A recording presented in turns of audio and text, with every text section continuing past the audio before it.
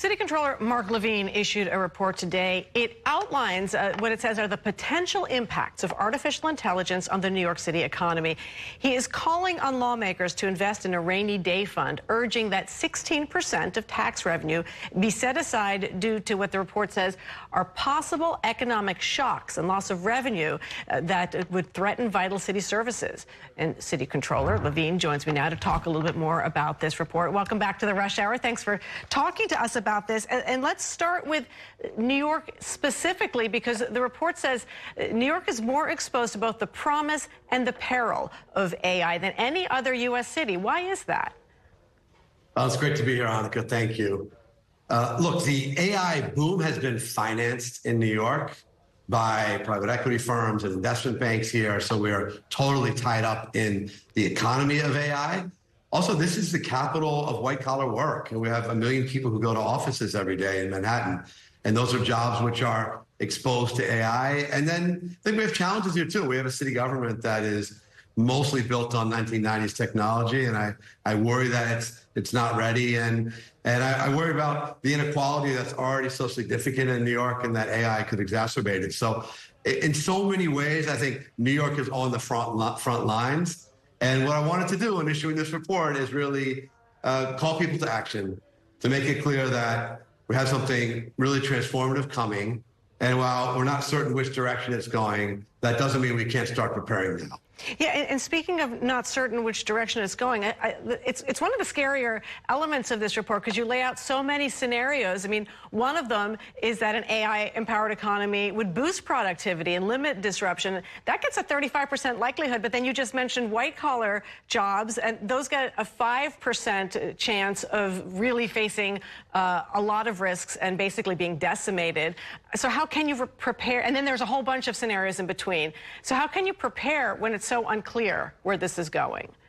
Yes, Annika, we laid out 5 different scenarios. And you say, well, why do you need 5 scenarios? Well, economists don't agree on where we're headed. And so we wanted to consider the possibility that this is just a normal, good economy driven by technology that added to productivity and created some jobs. And we did give that a 35% possibility. And I think most people would be very happy with that. Also consider the fact that this AI bubble could burst. And if that happens, because New York City is so intertwined with the financing of this sector, well, we would also take a big hit. And that would not just be a loss for Wall Street, but it would hit our budget and would also hit jobs. We considered a really great scenario, like what happened in the 90s when we had an internet boom and there were more jobs. And the stock market went up. And there's some economists who think that will happen now as well. But as you mentioned, we also considered some more negative scenarios. And these are cases where the AI ends up not being so much a complement to workers, but an actual replacement. We actually call one of our scenarios the AI replacement scenario, where we think we would lose potentially 100,000 jobs in New York City, which is significant.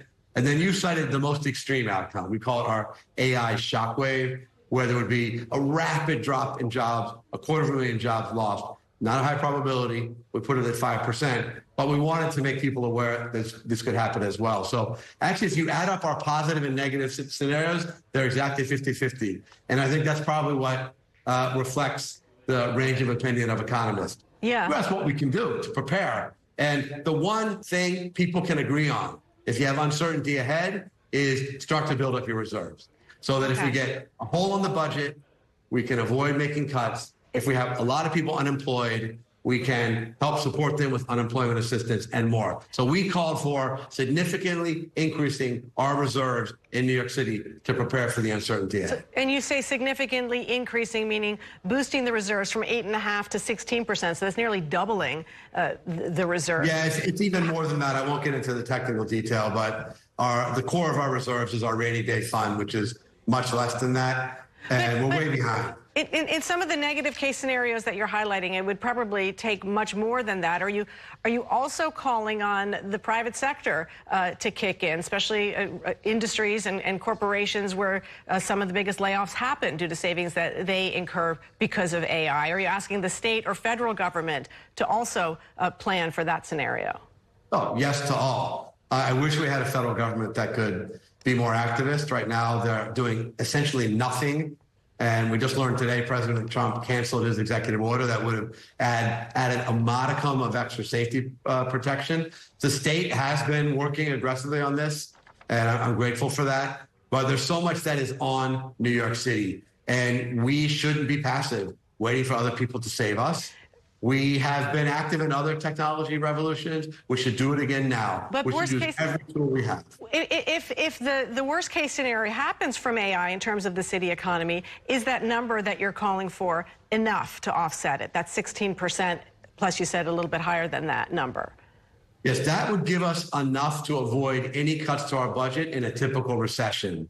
That's where we peg that at. It'd be about $13 billion for today's budget. We're only at about $2 billion and change in the rainy day fund currently, so that gives you a sense of just for how far we have to go. That's why I'm sounding the alarm now.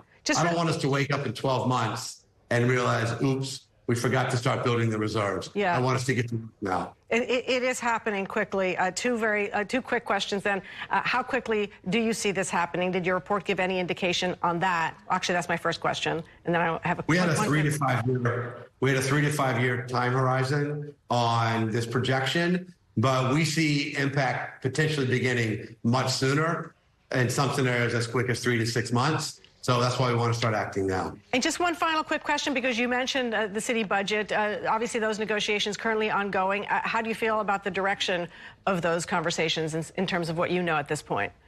Look, we've made a lot of progress, Annika, since January, when we were facing a very, very large $12 billion gap. And the mayor has proposed a balanced budget which avoids tapping further into our rainy day fund, avoids increasing property taxes. That's great news. We still do have work to do because we're facing a very large gap in the following year. And I want us to do some work to deal with the structural imbalances in the budget today. I think we can still do that. We got 6 weeks to go. Budget's not due till June 30th, and I'm going to be pushing hard. City Controller Mark Levine, as always, thank you. Thank you, Annika.